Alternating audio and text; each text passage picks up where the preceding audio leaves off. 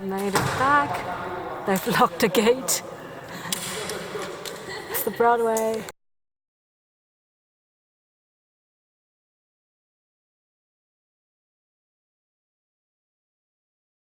Located in central Vietnam, Paradise Cave is one of the 300 caves in Phong Nha Ke-Bang National Park.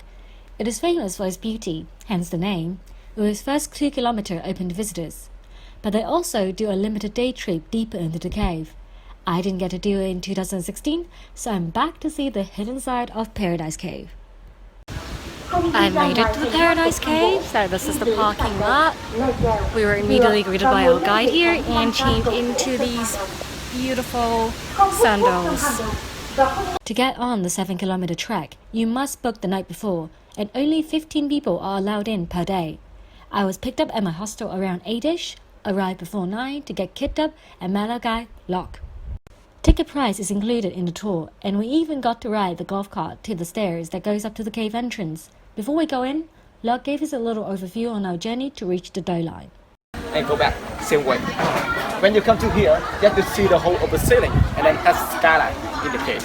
Yeah. The better time to come to there, before 12 o'clock, 11:30 is better. And off we go. I am back in Paradise Cave, you guys. It's so beautiful. So the stairs up was pretty shit as always, pretty crap as always. And now we took the buggy here, and now we're going down. We're gonna make our way quickly over because we want to be at the Dolan when it's like midday, so we can see the strand of lights. This part of Paradise Cave is very well lit, but if you want good photos, I recommend that you bring a tripod to help you. Okay, this is super dark, but hopefully at least you can hear me. We're still on the 2-ish kilometer broadwalk that tourists can go to. And now we are getting towards the point where there are lots of people. Excited. After that, it was time to go off-road and into the darkness. Unlike the walkway, the only light is from our head torch. It's almost like being in a sci-fi movie or fantasy world. Let's take a look at some of the amazing structures that we saw. From the sea about 400 million years ago, and today when you come to the 4 kilometer,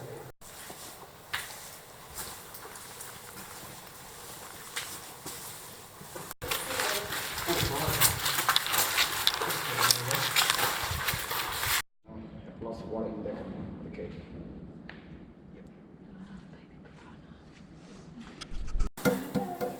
Not that I'm any musician, but Yeah, it's still pretty cool. Bye, cricket. Oh my god, that's actually kind of creepy.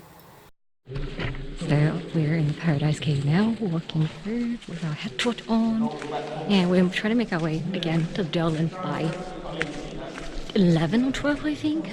And it is actually really easy so far in the dry season. Can't imagine doing this in this weather.